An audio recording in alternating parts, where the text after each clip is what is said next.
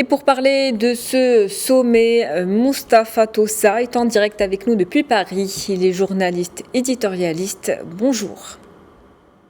Bonjour. Alors, Israël vient d'accueillir une rencontre sans précédent des chefs de la diplomatie des États-Unis, de l'Égypte, des Émirats arabes unis, du Bahreïn et du Maroc. Quel bilan politique faites-vous de ce sommet ?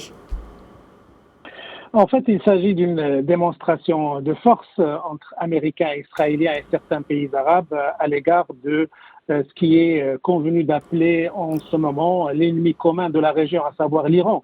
Il s'agissait d'adresser des messages de fermeté selon lesquels, même si on est sur le point de revenir à l'accord sur le nucléaire iranien, ces pays-là, l'Amérique, Israël et certains pays arabes sont prêts à riposter sur le plan diplomatique et politique à toute action de l'Iran. Donc c'est un message très fort qui a été adressé depuis le Negev aux autorités iraniennes. Et on parle en ce moment de ce qu'on peut appeler l'esprit du Negev, à savoir une alliance basée sur des bénéfices mutuels, sur une coopération et une solidarité diplomatique et militaire.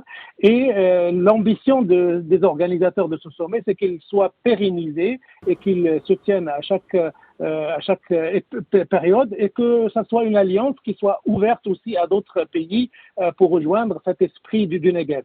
Donc c'est un sommet inédit qui s'est tenu en Israël et dont le message particulier a été adressé à l'Iran, mais aussi il y avait une tentative des États-Unis, notamment de ministre Blinken, de vouloir absolument mobiliser ses alliés arabes et israéliens dans le bras de fer actuel entre les États-Unis et la Russie sur la guerre d'Ukraine. Donc beaucoup de sujets ont été discutés, des rencontres bilatérales, mais aussi une manière de concevoir une nouvelle architecture politique et sécuritaire et militaire née de ce sommet et dont on appelle aujourd'hui l'esprit du Negev. Et le secrétaire d'État américain Antony Blinken a rencontré le président palestinien Mahmoud Abbas en Cisjordanie occupée. La question palestinienne a également été au menu des travaux du sommet de Negev. Donc, quel avenir pour les relations entre les pays arabes et Israël, justement ? Oui, il faut dire qu'avant la tenue de ce sommet, il y avait des craintes et des réserves de la part des Palestiniens, à savoir que cette entente entre Américains, Israéliens et pays arabes puisse faire passer la question palestinienne au second plan. Mais il faut dire que Antony Blinken a tenu à déclarer que les accords d'Abraham ne peuvent pas remplacer la recherche d'une solution politique négociée, d'un compromis politique entre Israéliens et Palestiniens, et qu'il est toujours attaché à la vision des deux États et que les Américains et leurs alliés arabes feront tout pour encourager ces négociations entre Palestiniens et Israéliens. Mais il faut dire qu'ils sont aujourd'hui au point mort et que c'est de la responsabilité des organisateurs de ce sommet de convaincre les deux parties qu'il est dans leur intérêt d'ouvrir une nouvelle page de négociation et d'aboutir à un compromis qui garantirait les droits nationaux du peuple palestinien.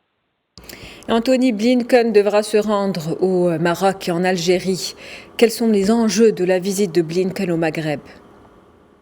Oui, c'est vrai qu'Antony Blinken était en Israël et c'était la partie Proche-Orient de cette mission américaine. Il y aura aussi une partie maghrébine de cette mission américaine. Il faut dire qu'il va avoir des rencontres avec les plus hautes autorités de l'État au Maroc, mais aussi en Algérie.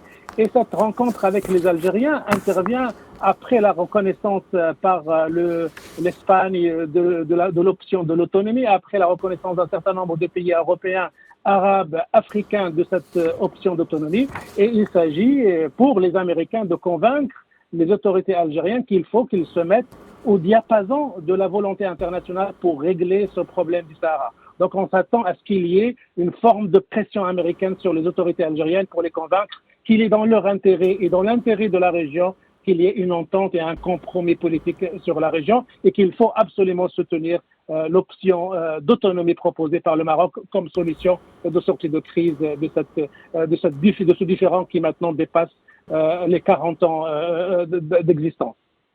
Merci à vous Mustapha Tossa. Je rappelle que vous êtes journaliste éditorialiste. Vous étiez en direct avec nous depuis Paris.